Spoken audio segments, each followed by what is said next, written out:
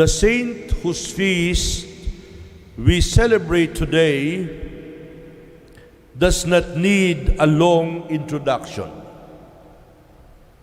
I would like to believe that many of us are familiar with Mary Magdalene, a very famous woman in the Bible.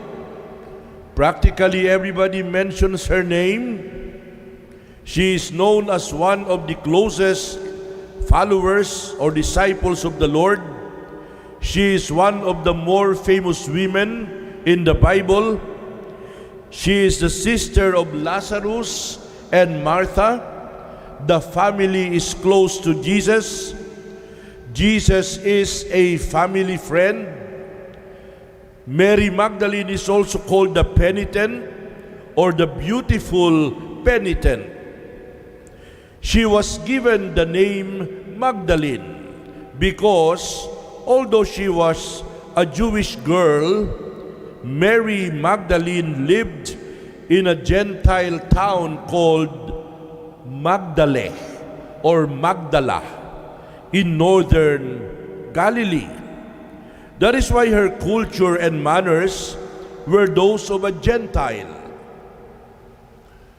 If you will look into the Gospel of Luke that we actually did not read today, the Gospel of Luke records that she was a notorious woman, a notorious sinner, and had 7 devils removed by the Lord from her.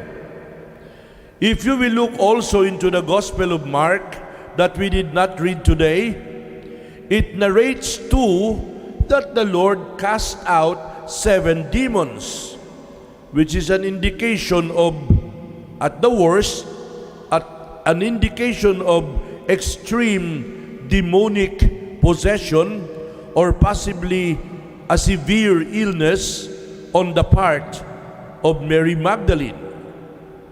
But there is a Dominican priest by the name of Father Harrington, writing in the New Catholic Commentary, says that the 7 devils do not mean that Mary Magdalene lived an immoral life. It is a conclusion reached only because of mistaken identity, of a mistaken identification with the anonymous woman in the Gospel of St. Luke. And Father Harrington said Mary Magdalene was actually one of the many who were as spices early Easter Sunday morning, not finding the sacred body of the Lord. Mary Magdalene began to weep, seeing someone there she thought was the gardener. She asked him, "Sir, I did not find the body of my master. Where did they put the body of the Lord?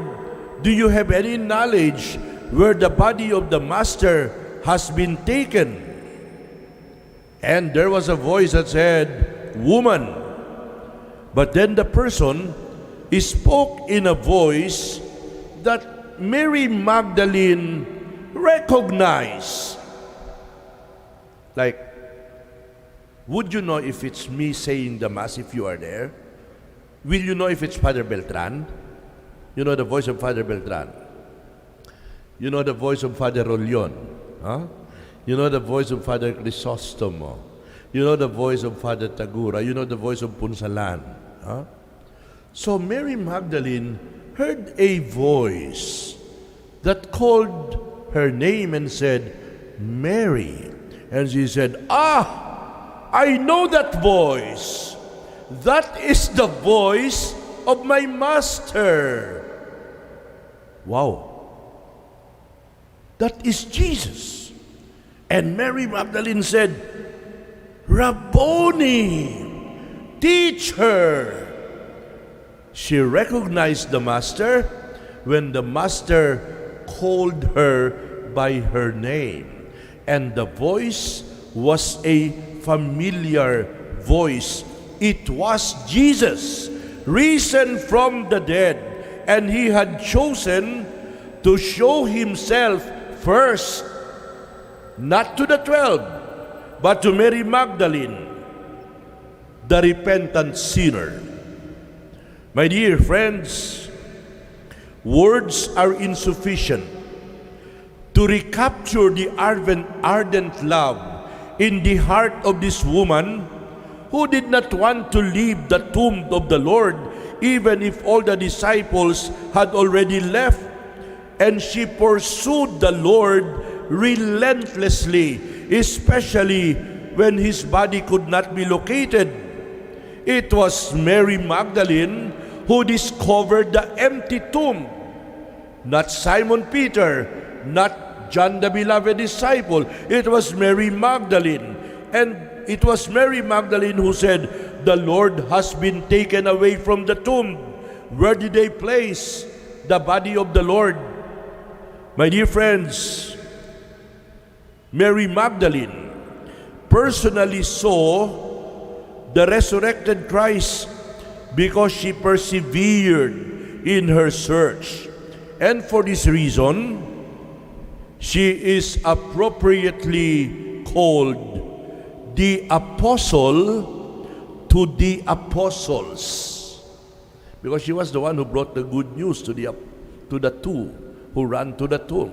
That is why she is named apostle to the apostles. In Latin, she is the apostola apostolorum.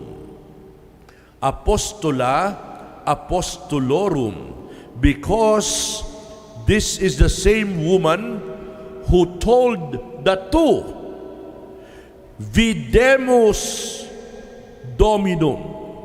Videmus Dominum. What is the Videmus Dominum all about? I have seen the Lord. Nakita ko ang Panginoon. Videmus Dominum. She is a woman given with a great privilege, but she remains the patron of the slandered because of the many unkind and uncharitable comments made about her. Mary Magdalene died a peaceful death after a life of love and penance.